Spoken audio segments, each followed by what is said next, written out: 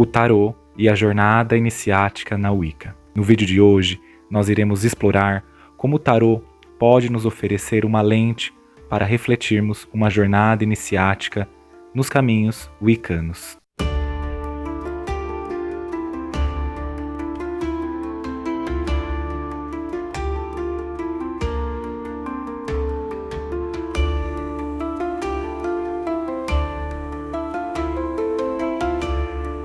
Olá pessoal, sejam muito bem-vindas e bem-vindos. Eu sou o Sérgio Lourenço, sacerdote wiccano da tradição de Taliesin, e você está no meu canal Minha Vida de Bruxo. Desde já eu peço para que você deixe o seu like, compartilhe o vídeo com amigas e amigos interessados no tema, não deixe de inscrever-se e ativar as notificações para continuar recebendo vídeos como esse, e ao final do vídeo gostaria muito de ler o seu comentário e reflexão referente ao tema abordado hoje. Antes de introduzirmos e iniciarmos o diálogo de hoje, que é a respeito do tarô quanto uma reflexão em uma jornada iniciática na religião Wicca, é importante que se faça uma distinção entre o que é tarô e o que é Wicca. E o porquê eu vou trazer isso? Porque quando nós falamos sobre Wicca, nós pensamos que tudo pode ser Wicca. Na verdade, o que nós estamos aqui fazendo e falando é uma distinção de linguagens esotéricas que podem caminhar juntas num sentido e num pano de fundo ocultista e esotérico, mas são linguagens que são distintas, diferentes e que não estão correlacionadas diretamente. Claro que o tarô, do ponto de vista de uma prática oracular, ele pode e é incorporado muitas vezes na prática, na vivência e também na busca espiritual de muitos wiccanos e pagãos.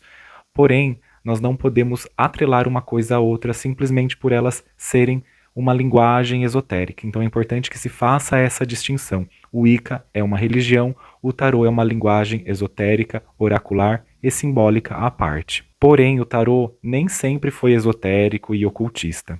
Quando nós nos debruçamos na história e na origem do tarô, nós verificamos e entendemos que ele surge lá na Renascença, em especial no que hoje conhecemos como a Itália. E o primeiro tarô desenhado na configuração que nós temos foi o tarô de Visconde Sforza. Então, esse tarô é que configurou o tarô no qual conhecemos hoje, com as lâminas, o mundo, o mago, enfim, todas essas lâminas que usamos, e também em conjunto aí com os naipes do baralho comum, que é os 4 naipes, ouros, paus, copas e espadas. Então, essa foi a configuração original. Foi quando o tarô entrou nas escolas esotéricas e iniciáticas do século XIX, é que o tarô começou a ganhar um corpo e um caráter mais ocultista e também acabou sendo representado e também buscado representar outras linguagens esotéricas, tais como a cabala, a astrologia, a numerologia.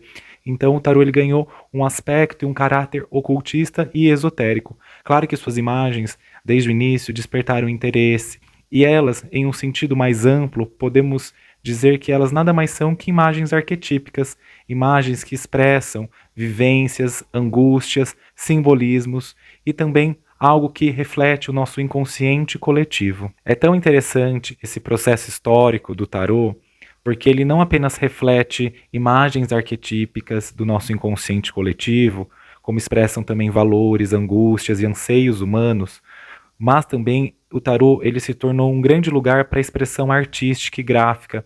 Então cada autor, cada pessoa que se debruçou sobre o tarô também desenhou o seu tarô, também significou aqueles emblemas, aqueles arcanos, à sua maneira. E é interessante a palavra arcano, por exemplo, para se designar uma carta do tarô, porque ela faz uma referência, a palavra arcano, ao objeto arca, que é um baú que reúne vários objetos dentro dele, ele guarda. Então o arcano, ele guarda objetos dentro dele, objetos que eu estou chamando aqui como símbolos.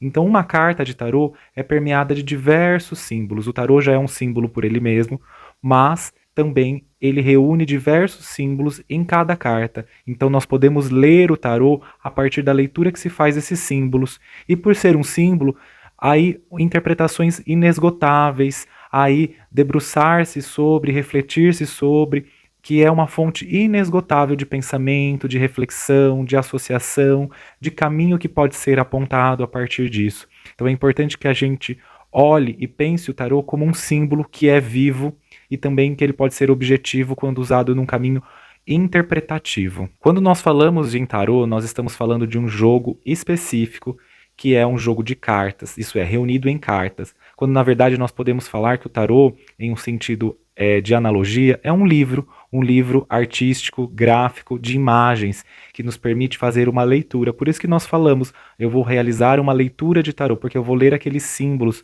mediante uma pergunta, um pensamento, uma reflexão que aquele livro vai me devolver. Então o tarô ele é um conjunto de 78 cartas, também conhecidas como lâminas. Por que lâminas? Porque os primeiros tarôs eram feitos de lâminas de madeira, não de papel como nós temos hoje.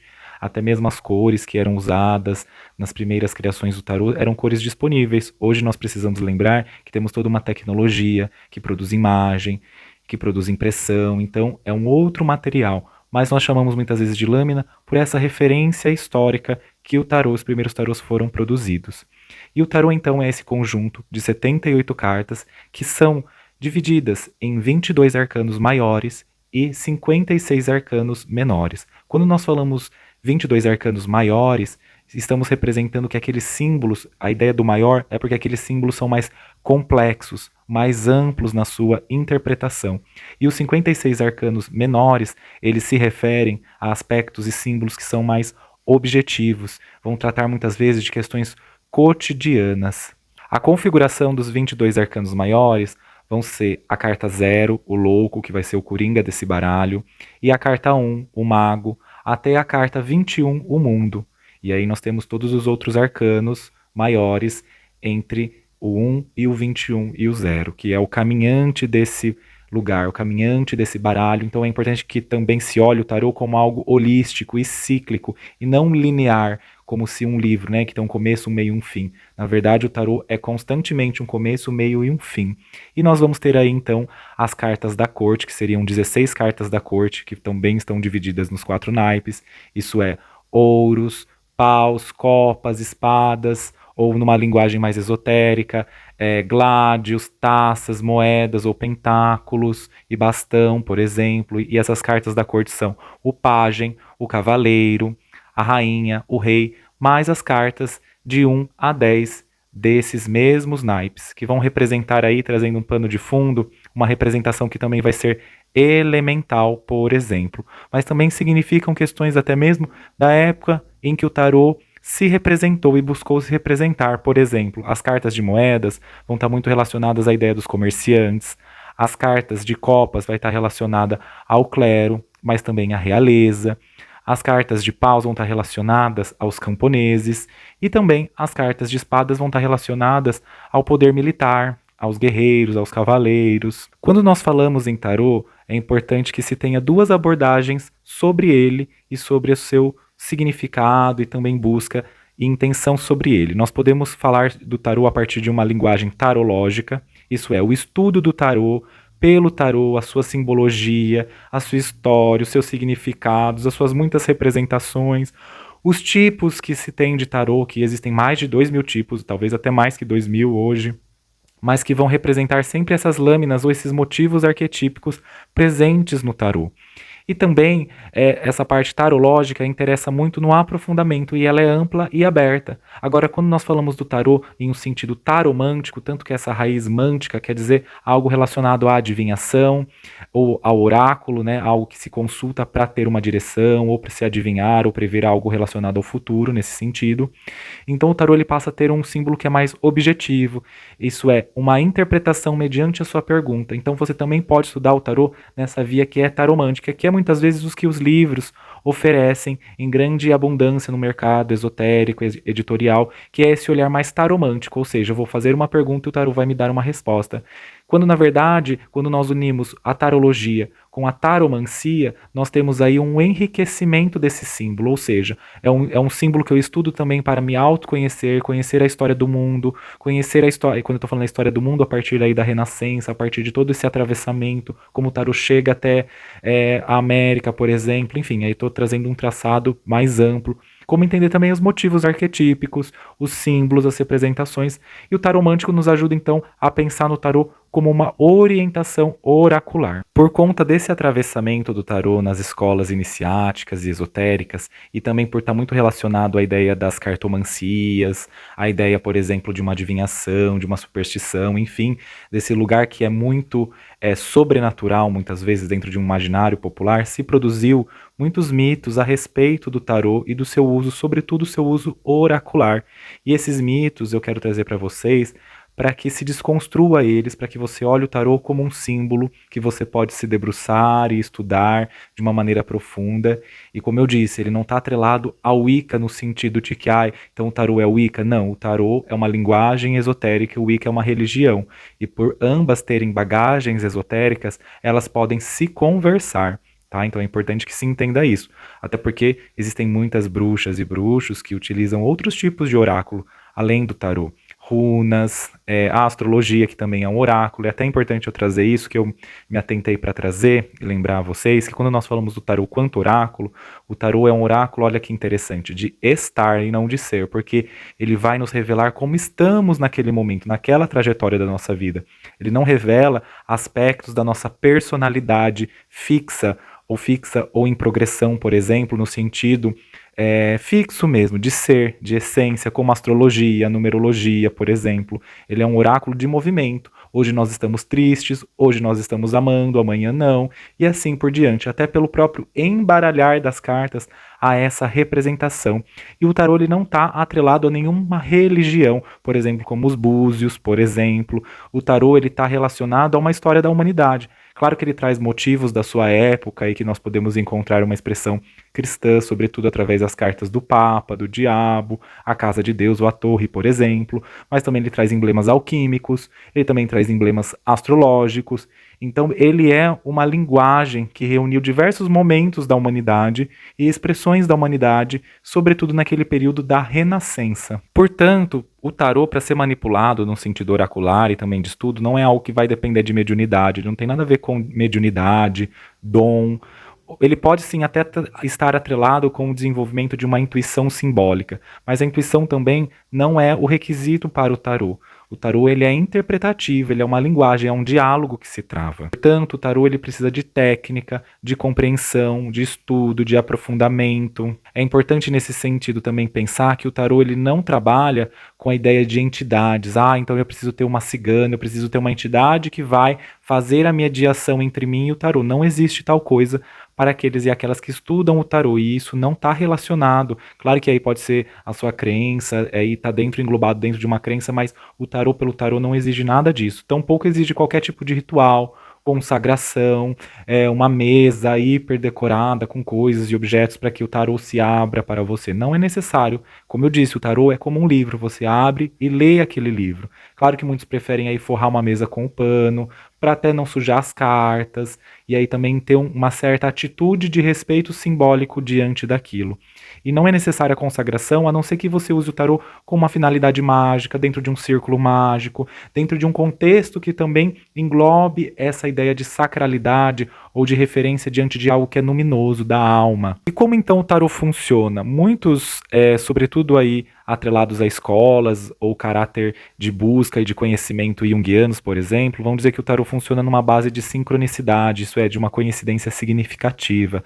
Outros vão dizer que ainda o tarô ele espelha aquilo que está na nossa alma, ou naquilo que está no nosso inconsciente, ou aquilo que está também vibrando naquele momento. Outros ainda vão dizer, algumas escolas ocultistas e esotéricas, que o tarô ele captaria aí aquilo que está sendo formado no astral para se manifestar no plano físico. Ou outros ainda trariam a ideia de que ele é inspirado por seres, divindades, entidades, enfim, que poderia aí manipular aquele baralho, enfim, a ponto de trazer aquela significação e aquela representação. O que é importante você entender é que nós buscamos olhar no tarô aquilo que está dentro de nós.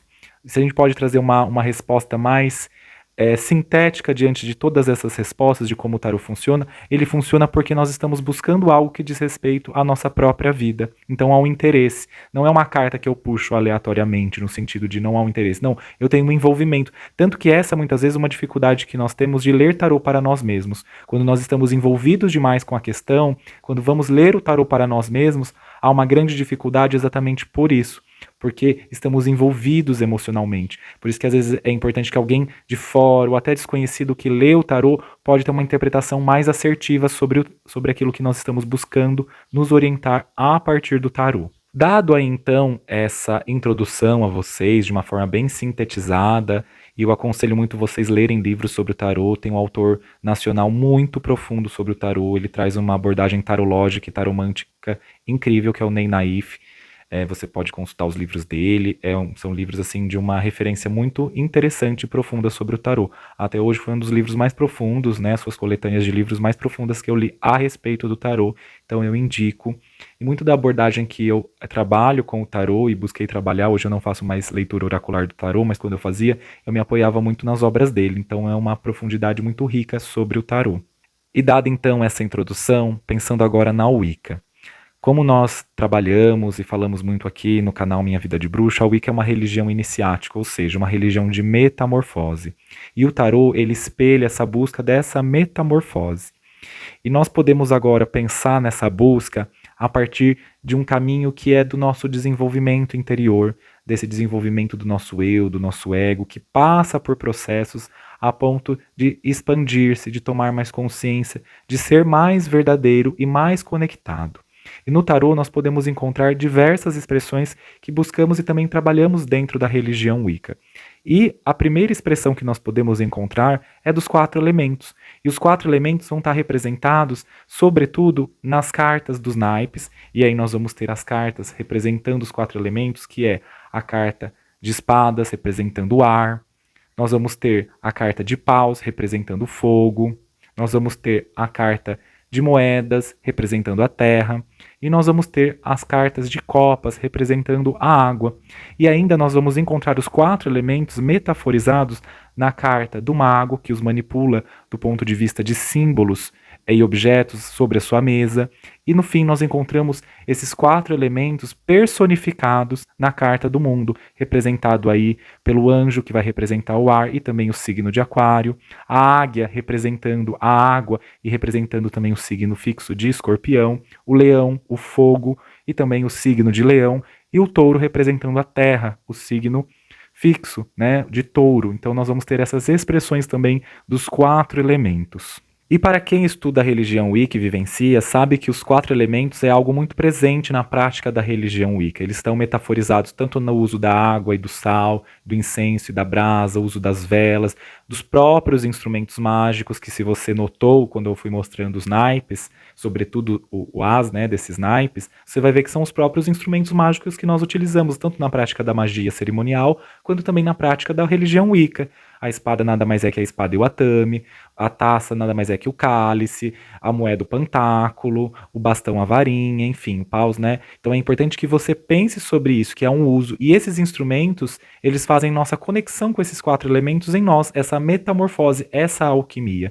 Então o tarot está indicando para nós que é uma metamorfose, estados de consciência, modos de ser e agir que vamos transitando ao longo da vida e que vai nos forjando, vai abrindo o nosso espírito, ou seja, vai transformando e nos permitindo a partir disso, né, a partir dessa conexão com esses elementos e também a sua alquimia, suas oposições e também complementos, a ideia de forjar o nosso espírito, despertar a nossa quinta essência sagrada, que nada mais é representado aí pelo pentagrama da arte. Então é importante fazer essa linguagem e esse entendimento. Tanto que as cartas dos arcanos menores vão representar exatamente essa progressão desses elementos. Como que isso é trabalhado no cotidiano? Nós falamos no sentido taromântico que os arcanos menores são os fofoqueiros do tarô, eles que vão nos mostrar detalhes numa leitura, eles vão especificar algo cotidiano, algo que parece numa superfície vulgar, mas que pode despertar algo muito profundo.